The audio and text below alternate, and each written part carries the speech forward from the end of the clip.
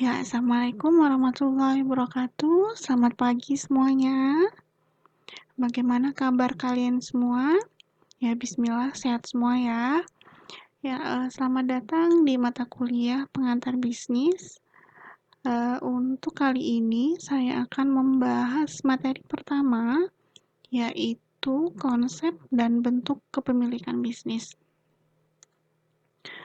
Untuk pembahasan kali ini, untuk topiknya kita akan membahas tentang apa itu bisnis, kemudian tujuan bisnis itu apa, kemudian bentuk-bentuk dari perusahaan dan juga karakteristiknya, dan juga kelemahan dan kelebihan dari bentuk perusahaan. Ya, kalian pasti sudah sering mendengar apa itu bisnis dan juga wirausaha. Kalian pasti sering mendengar kata-kata itu. Namun dalam pengertiannya, apakah itu sama? Ya, untuk pengertian dari bisnis dan kewirausahaan itu jelas berbeda. Kalau untuk kewirausahaan itu adalah kompetensinya.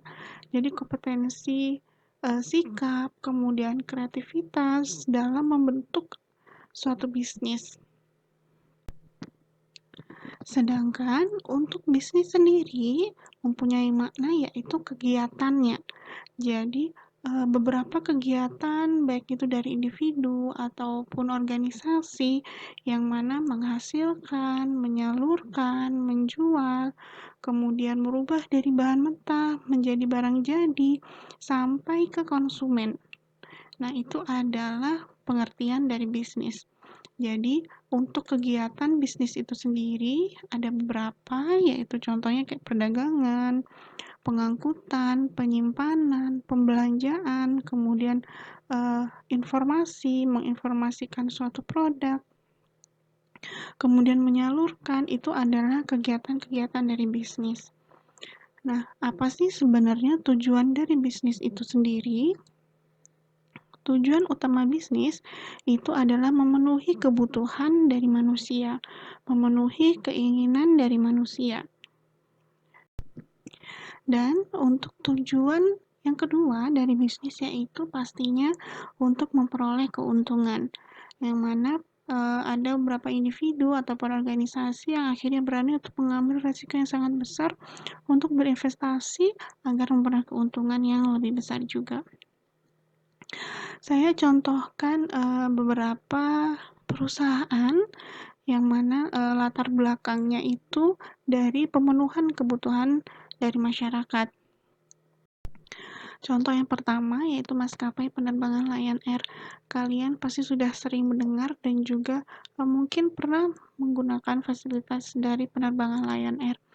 Jadi, dulu orang-orang yang menggunakan fasilitas penerbangan, misalkan contohnya dari Garuda, itu adalah orang-orang yang kaya. Jadi, sejak adanya maskapai penerbangan Lion Air ini, akhirnya mereka bertujuan untuk apa? Semua masyarakat bisa menikmati dan juga bisa menggunakan maskapai penerbangan. Jadi mereka memberikan diskon tiket dengan harga yang miring, kemudian mereka mempromosikan ke seluruh Indonesia agar untuk naik pesawat ini sama dengan seperti naik bus, naik kereta api, dan juga naik kapal laut. Kemudian untuk contoh yang kedua, itu ada bimbingan belajar Primagama. Jadi pasti kalian juga mungkin ada yang beberapa dari kalian yang pernah ikut bimbingan belajar di sini. Jadi untuk awal dari lembaga pendidikan luar sekolah ini, Primagama ini, pendirinya adalah orang yang sangat pintar sekali, yang dia diterima universitas, dari beberapa universitas dia diterima. Cuman akhirnya dia melepas sekolah di universitas untuk bisa membantu siswa-siswa atau murid yang belum berkesempatan untuk bisa kuliah di universitas. Akhirnya mulailah beliau membuka bimbingan belajar dan itu dinamakan Primagama. Kemudian saya ceritakan lagi Panasonic. Jadi mungkin dulunya ini adalah merek nasional. Itu sejarahnya adalah bagaimana orang di Indonesia itu bisa menikmati dan juga bisa menyaksikan Asian Games yang tuan rumahnya di Indonesia. Jadinya tujuannya adalah biar masyarakat Indonesia itu bisa melihat secara langsung dari Asian Games, yang mana akhirnya dia mulai memproduksi TV dan juga akhirnya dipesan secara nasional. Jadi itulah tujuan utama dari bisnis adalah memenuhi kebutuhan dan juga keinginan manusia. Nah, kita lanjut ke kualifikasi bisnis. Untuk kualifikasi bisnis di sini ada 9 jenis, yaitu yang pertama adalah pertanian, di mana pertanian ini bisa peternakan, perkebunan, kemudian pertanian sayuran, buah, dan juga perikanan. Jadi kalau dicontohkan perusahaan pertanian di sini ada BC Internasional.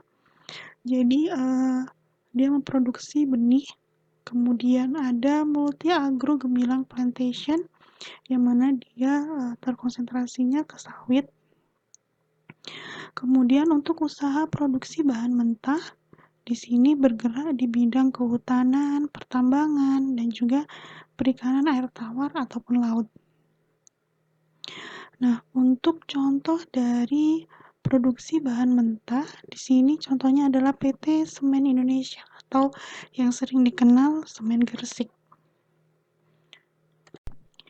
Ya, untuk selanjutnya ada usaha pabrik atau manufaktur, yang mana usaha ini mengolah dari bahan mentah menjadi bahan baku ataupun sampai bahan jadi. Jadi di sini juga sangat menyerap banyak tenaga kerja.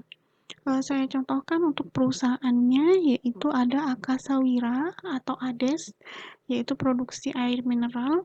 Kemudian untuk food manufakturnya itu ada PT Mayora, kalian pasti sudah tahu, yang mana memproduksi seperti Kopiko, Astor, dan lain-lain. Kemudian untuk usaha konstruksi, yang mana bergerak di bidang pembangunan, jadi seperti pembangunan jalan, gedung, kemudian bangunan perkantoran ataupun pabrik, ini berada di usaha konstruksi. Jadi contohnya itu ada Adikarya, kemudian ada Waskita. Nah, itu contoh perusahaannya. Untuk usaha perdagangan besar dan juga kecil. Jadi di sini contohnya ya toko-toko besar ataupun toko kecil yang ada di sekitaran kita. Yang mana untuk tenaga kerjanya juga sangat banyak terserap di sini. Saya contohkan aja yang paling banyak atau sering kita temui, yaitu Sumber Alvaria Trijaya atau Alfamart. Ya, jadinya pasti kalian sudah sering melihat di sekitar kalian pun juga pasti banyak ada Alfamart, pasti ada Indomaret. Kemudian usaha transportasi dan juga komunikasi.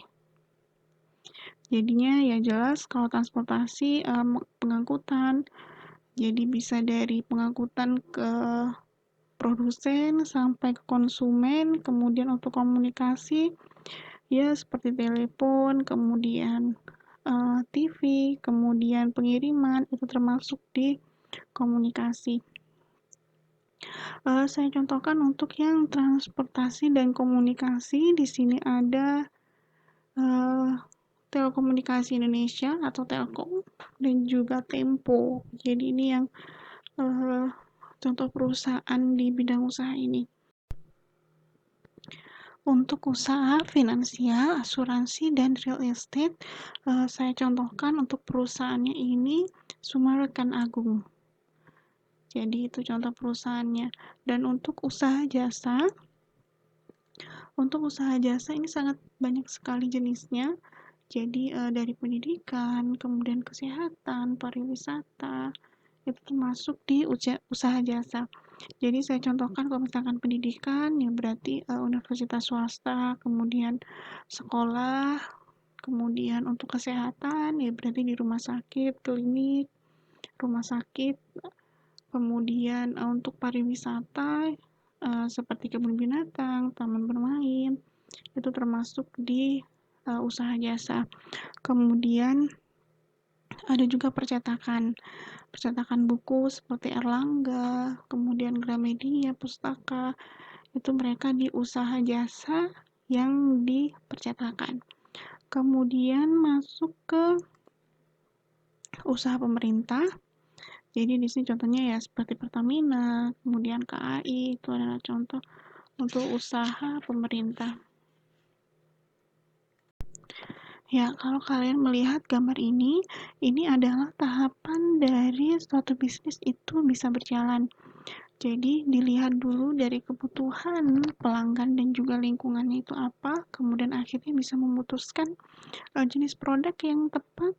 Kemudian setelah keputusan produk itu ada beberapa tahapan lagi, baik dari struktur organisasinya, harganya, kemudian sampai ke promosinya, dan juga nanti proses produksinya seperti apa, kemudian manajemen sumber daya manusianya itu bagaimana, akhirnya ke keuangan sampai ke investasi. Kemudian, nah, bisnis itu bukan hanya meluncurkan suatu produk ataupun menjalankan suatu usaha, tapi juga ada beberapa aspek yang mana harus diperhatikan oleh pengusaha. Jadi, ini adalah beberapa aspek yang akan kita bahas nanti selama 1 semester. Jadi ada manajemen sumber daya manusia, kemudian manajemen keuangan, pemasaran, kemudian organisasinya seperti apa, lingkungan, dan juga sampai ke manajemen operasi. Nah, sekarang saya tanya, apa sih tantangan dari suatu bisnis untuk di era saat ini, di era 4.0? Kira-kira apa ya tantangan dari bisnis saat ini? Saya sebutkan beberapa aja. Jadi kalau untuk tantangan itu sendiri, dari tantangan teknologi, kemudian dari tantangan sumber daya manusianya, dari tantangan kualitasnya, kemudian dari tantangan budaya dari konsumennya. Jadi kalau misalkan teknologi sekarang sudah mengarah ke teknologi yang lebih canggih, yang mana ada isu bahwa SDM ataupun tenaga kerjanya mulai bisa tersingkirkan karena adanya teknologi.